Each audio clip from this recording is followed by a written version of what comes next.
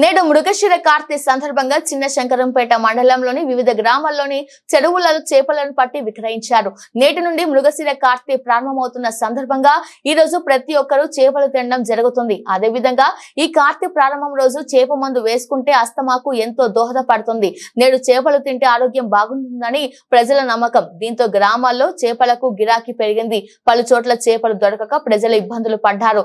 జంగారాయి గ్రామాల్లో చెరువులో చేపలు పడుతున్న విషయం తెలుసు వివిధ గ్రామ ప్రజలతో పాటు పరిసర ప్రాంత ప్రజలు చాలా మంది అక్కడికి చేరుకొని చేపలు కొనుగోలు చేశారు. జంగారై గ్రామ ముదిరాజ్ సంఘం అధ్యక్షులు పాండారి మాట్లాడుతూ మృగశిర కార్తె రోజు చేపలు తినడం జరుగుతుందని, చేపలు తినడంతో ఆరోగ్యం బాగుంటుందని, ఈ మృగశిర కార్తె రోజు చేప మందు వేయడం జరుగుతుందని, దీంతో ఎన్నో రకాల ఆరోగ్య సమస్యలు తొలగిపోయి ఆరోగ్యం బాగుంటుందని ప్రజల నమ్మకమని, చేపలు ప్రతి ఒక్కరు కూడా తినాలని ఉద్దేశంతో తక్కువ ధరకే విక్రయించడం జరిగిందని ఆయన తెలిపారు. జంగారాయి చెల్లర చేపలు పట్టడం జరుగుతుంది.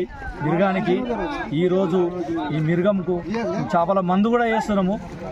చిన్న చేపలతోటి పక్క ఊళ్ళోళ్ళు కూడా వచ్చి కొనుక్కపోవడం జరుగుతుంది.